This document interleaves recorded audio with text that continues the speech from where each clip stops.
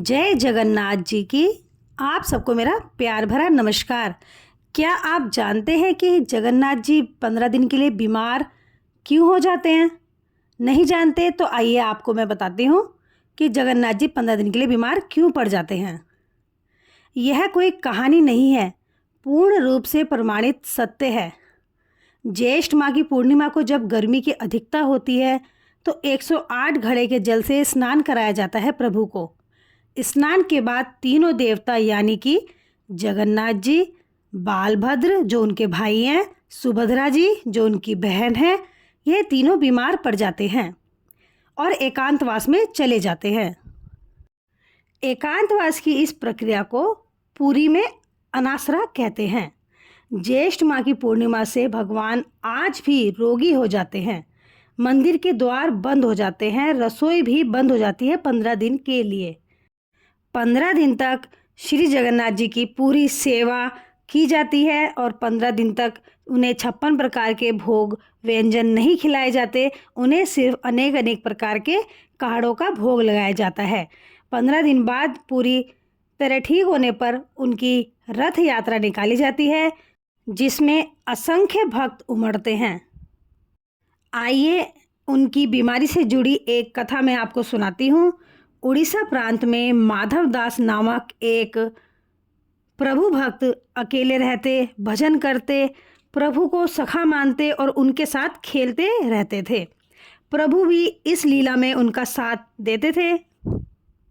एक बार क्या हुआ कि भक्त माधव दास जी को उल्टी दस्त का रोग हो गया। जब कोई सहायता करने आता तो कहते, प्रभु मेरी रक्षा करेंगे, जगन्नाथ जी मेरी रक्षा करेंगे। किसी की सहायता उन्होंने नहीं ली। ऐसे करते करते वो इतने अस्वस्थ हो गए कि उनका मल मूत्र भी उन्होंने अपने कपड़ों में त्यागना शुरू कर दिया, जिसका उन्हें बिल्कुल भी भान नहीं होता था। लेकिन जगन्नाथ जी जो हमारे प्रभु हैं, उन्होंने क्या किया, स्वयं सेवक बनकर पहुँचे और उन्होंने उस वस्त्र को अपने हाथों से साफ किया। एक दिन माधव दास ने अपने प्रभु को पहचान ही लिया और पूछा, हे प्रभु, आप तो त्रिभुवन के स्वामी हो, आप मेरी सेवा क्यों कर रहे हो?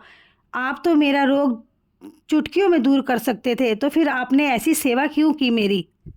तो प्रभु ने क्या जवाब दिया, प्रिय माधव, मुझे भक्तों का कष्ट नहीं देखा जाता, इसीलिए मैंने स्वयं आकर तुम्हारी सेवा की है।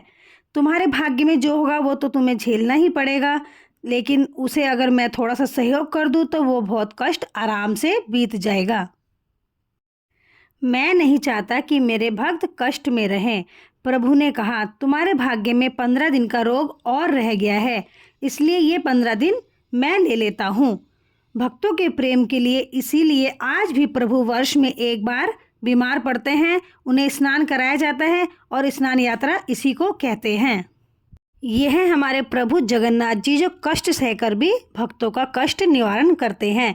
ब्रह्मांड के शासक भगवान विष्णु का अवतार इन्हें माना जाता है, इसलिए मुख्य पात्र यही हैं जगन्नाथ यात्रा के। जगन्नाथपुरी रथ यात्रा न केवल एक धार्मिक आयोजन है, बल्कि भारतीय संस्कृति में एकता और आस्था का प्रतीक है। यह जीवन में कठिनाइयों और चुनौती के बावजूद आगे बढ़ने की सलाह देता है, सीख देता है। भक्त लोग पूरी तरह से भक्ति में समर्पित हो जाते हैं।